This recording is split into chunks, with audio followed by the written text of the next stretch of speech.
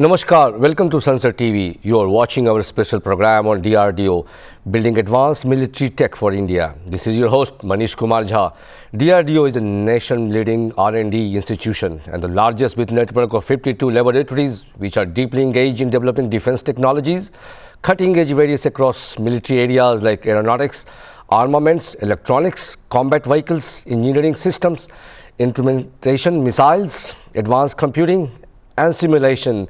Apart from that, also engage in cutting-edge special materials, naval and information system, among others. However, DRDO is also bound to evolve and embrace new initiatives and structures with the changing times. To talk on such crucial matters of national importance, we have a very distinguished scientist, Dr. Samir V. Kamat, Secretary, Department of Defense, R&D and Chairman DRDO. I welcome you, sir. DRDO is worldwide known for its great achievement in missile technology, some of the best in the world, in fact. But we again would like to know, if we talk about the world leading cutting agencies which are doing R&D in military tech, if you talk about some of the specific technology which is DRDO currently working on, and could be the futuristic game changer for India and Indian military. Okay, so the liquid ramjet engine fuel is a very important development because it will be used in our BrahMos ramjet engine. We have also developed fuel for our scramjet engine. Similarly, several new technologies have been developed by DRDO in recent years, which are going to drive the systems that we deliver. Just to name a few, right. We have developed phase change materials based cooling system for our laser weapons. We have developed stealth materials which will go into our AMCA platform. We have developed variety of seekers and sensors which will make our missiles, our radars, our sonars more powerful. So development of technologies is one of the, what I would say, the key building blocks for delivering cutting-edge systems to our services. So our current thrust is on hypersonic missiles, both cruise as well as glide. So this is going to be our focus area. Directed energy weapons, that is both laser-based and high-power microwave-based weapons, again are going to be very crucial for us going ahead. And space-based technologies, especially for space-based surveillance, space situational awareness, these are going to be critical areas for the country, and DRDO's focus is increasingly shifting towards them. Then underwater domain awareness, where you have the ability to detect any intrusion which is going to happen in our waters. This technology and this capability is going to be very important for us. Then we are also working on several cutting-edge technologies which have recently emerged, such as AI/ML. We are introducing AI/ML in all our systems. Then we are working on quantum technologies. We are looking at quantum communication, quantum sensing, as well as quantum computing. Cyber defense is again one area where we are increasing our focus.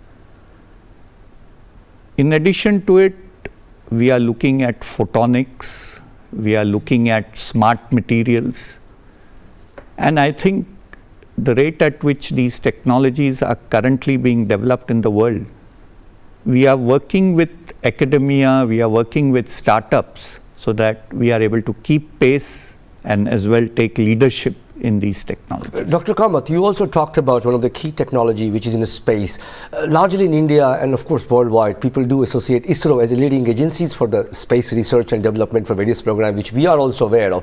Could you talk about what DRDO does in terms of cutting-edge research as far as the military is concerned? If you can throw some light on this. So ISRO's focus is more on the civilian domain.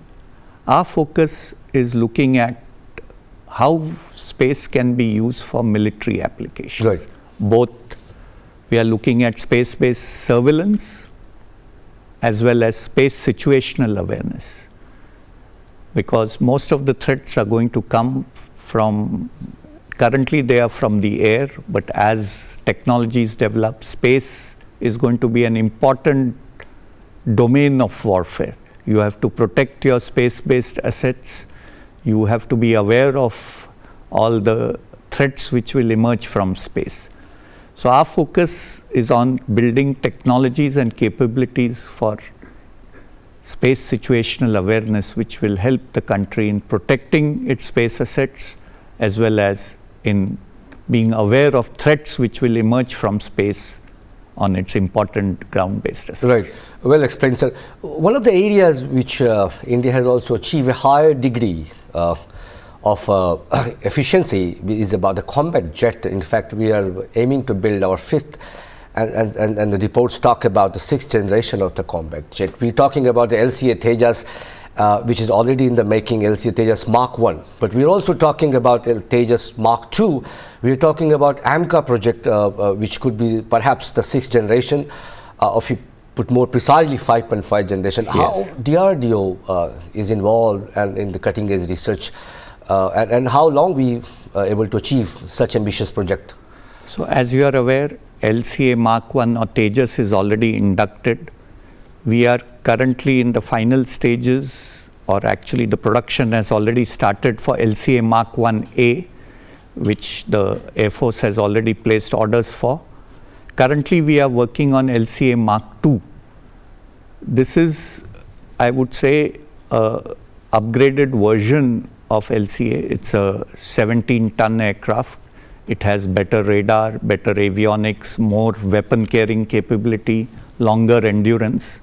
And the development has already started, and we hope to complete the development by 27. And we hope that it will start getting inducted into the Air Force by 28. We are also working on AMCA, Advanced Medium Combat Aircraft, which is a 25-ton class aircraft. It will be a stealth aircraft with higher endurance as well as weapon carrying capabilities.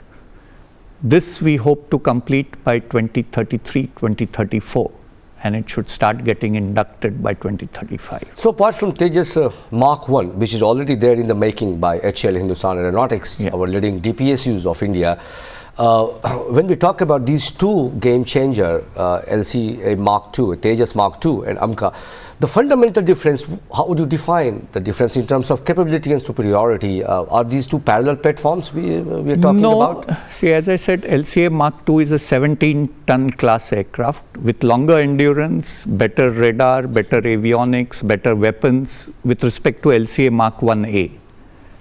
AMCA is a next generation aircraft. It's a stealth aircraft. LCA Mark 2 is not a stealth aircraft. AMCA is a 5.5 generation stealth aircraft. So it will be harder for the enemy to detect it.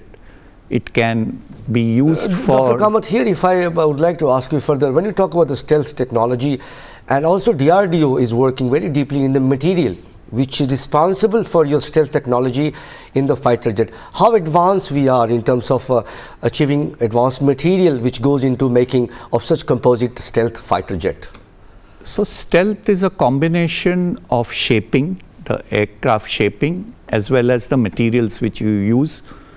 So it's a combination. In fact, 70% of the design and material both combined. Correct. So 70% of the stealth is achieved by the shaping of the aircraft. It is the 30% which comes from materials. So we are looking at all types of materials for stealth applications. Radar absorbing materials, infrared reduction materials. We are looking at RAS also, radar absorbing structures. So it's a combination of materials, design, which is going to provide stealth to our AMCA platform.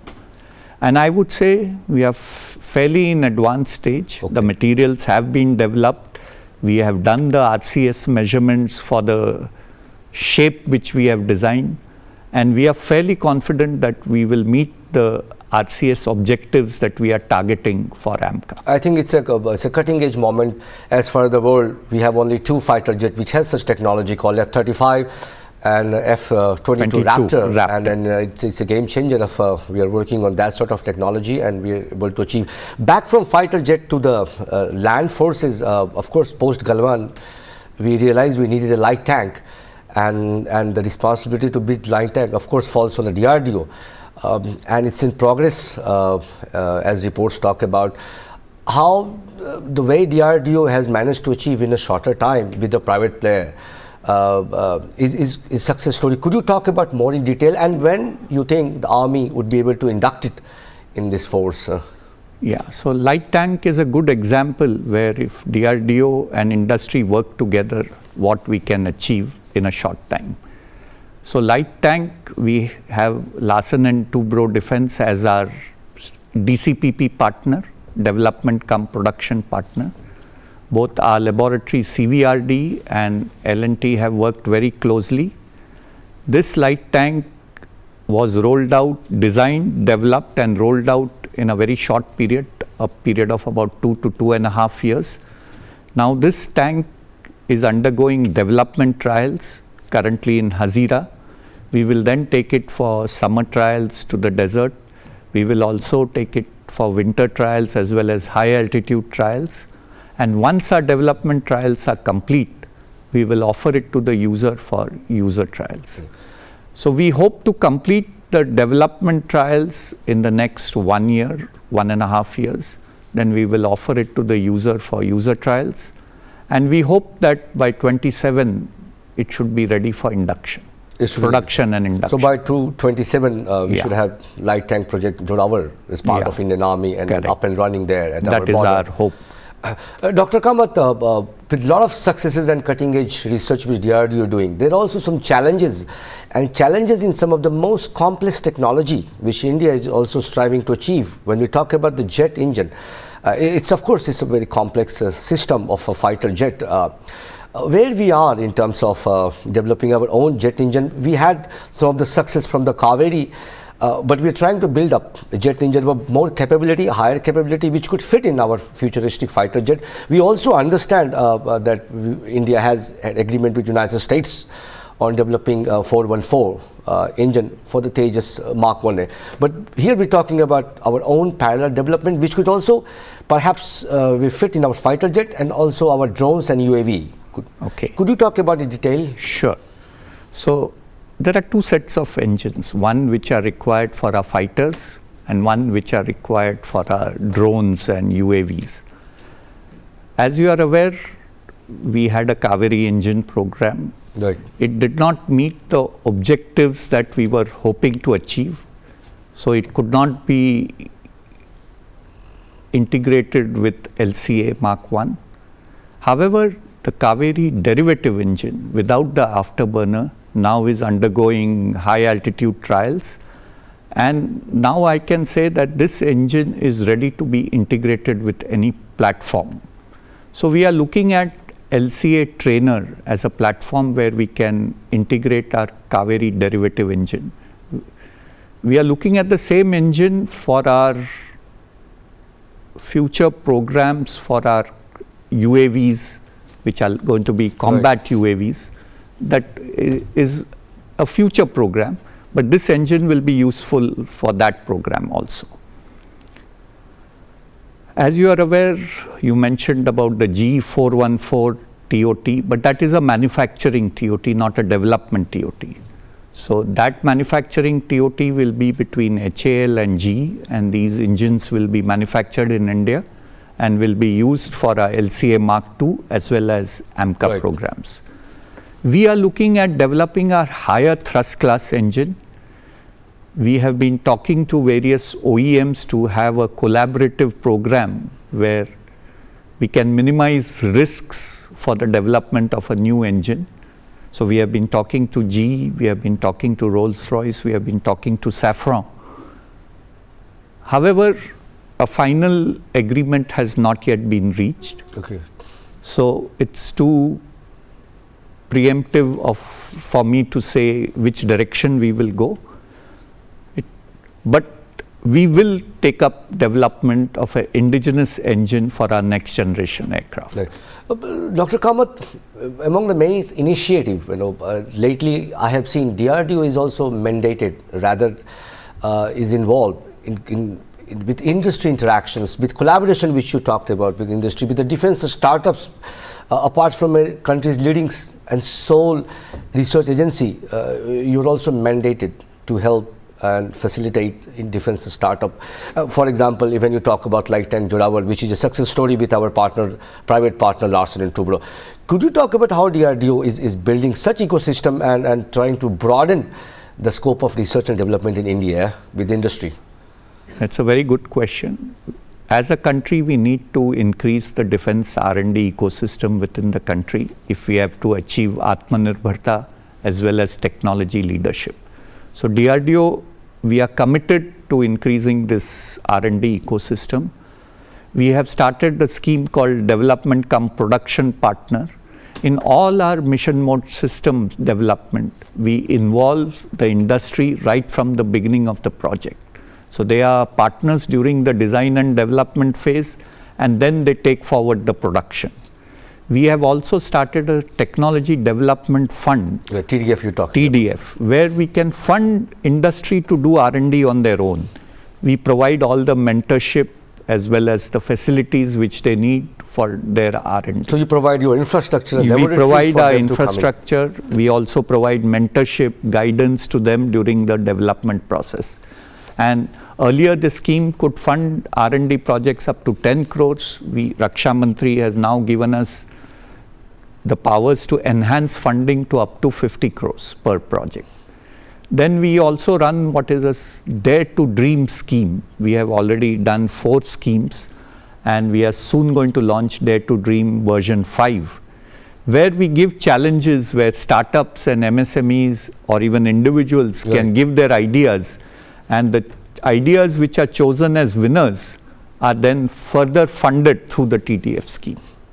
So some of the example, if you could talk about which comes to your mind, and when you say the young defense startup through DRDO has made a huge difference to new technology. So recently, if you remember, there was a launch by ISRO. The green fuel which is used to give directions to our satellite. Right. That was developed by a startup which was funded by DRDO. Okay. So we are promoting, there is a NBC drug which was in case of a nuclear attack, the kind of drug which is required called Prussian blue, that was also developed by a private company through funding through TDF. So we have had a lot of successes in funding startups and small companies, private companies, to come up with very innovative solutions which will benefit not only DRDO but also our services. And Dr. Kamat, of course, you rightly said a lot of private initiative is also happening, but the sole responsibility of cutting edge research still lies on DRDO. How do you see we broaden the base by inviting private sector industry to also invest in R&D, because its data talks about the insufficient investment in R&D, the burden remains so still on DRDO. What is the way out, sir? So, as you said, R&D is inherently risky.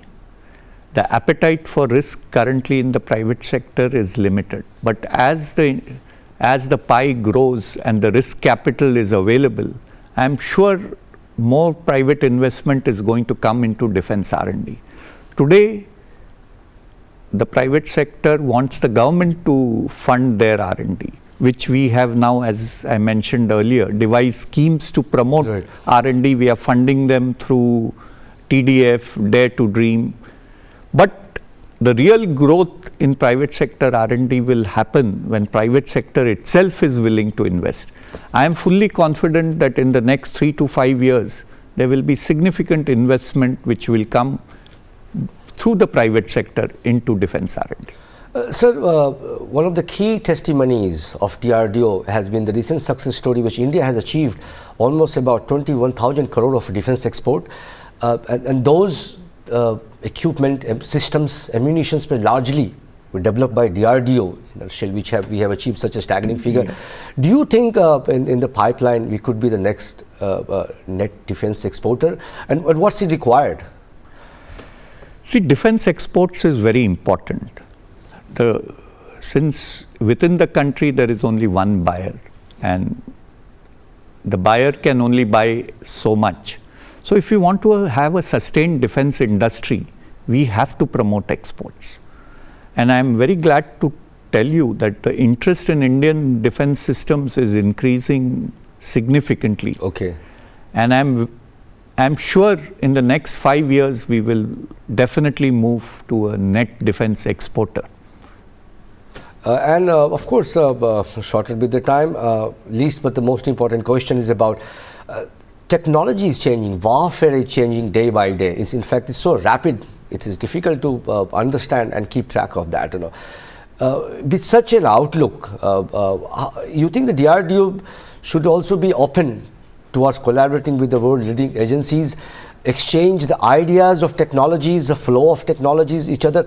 How things are unfolding in this regard? Very good question. So DRDO, we have very strong collaborations with several countries, and it's usually a government-to-government agreement. For example, with the US, we have a joint technology group where we work on low TRL projects. Now, under ISET, we are identifying some more new areas where we can collaborate and take these TRLs to slightly higher levels. We have a very strong collaboration with UK. We have very strong collaborations with Russia as well as Israel. So this is the way to bridge the risks as well as to reduce the time for development. It is not that we won't be able to do it on our own, but if you work in a collaborative fashion, you will reduce your risks and you will also reduce the time required to deliver these new technologies. Right. Dr. Kamat, last but most again important question, research and development remains the yardstick of country's growth. It contributes to the economic growth apart from the security, it adds to that.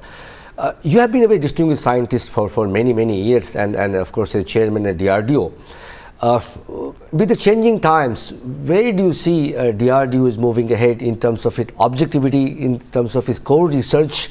How do you think DRDO will evolve over the time if you see that down the line 10 years? And second part also, with this country of staggering mass and security threat and with changing technology, do you think we have a sufficient budget also in R&D or we need to really pump up more money in research and development in technology in India? So let me address your last question first. Currently we spend about 5% of our defense budget on R&D. We overall also, if you see, we spend about 0.65% of our GDP on R&D. Both these numbers have to increase if we have to keep pace with the leading countries in the world. And as you said, all the investment today is from the government. We need more R&D funding from industry. Right. So that there is no doubt that unless we increase our defense spending on R&D as well as overall R&D, because a lot of technology development these days happens in the civilian sector, and those technologies then can be used for military use, what is called dual use technologies. Right. A lot of the AI, quantum developments are happening in the civilian sector. So we have to be able to leverage those technologies for defense applications. So that is why there is a need for overall R&D spend to also go up in the country. The second question which you asked is, where do you visualize DRDO in 10 years? I visualize DRDO to become a leading organization for doing critical technologies required for the country, developing disruptive technologies which will give an edge to our services, and producing state-of-the-art complex systems for our services. So I visualize DRDO to help the country transition from a net importer to a net exporter, as well as to make the country a technology leader in defense systems. I have no doubt that if we work in collaboration with academia, with startups, with MSMEs and large industries, we can achieve this dream. Right, so we can achieve this thing. I thank distinguished scientist Dr. Samir Kamat, Secretary Department of Defense R&D and Chairman DRDO. Thank you, Dr. Kamat, for coming. Thank you, Mr. Jha. This is Manish Kumar Jha signing off, Sansad TV.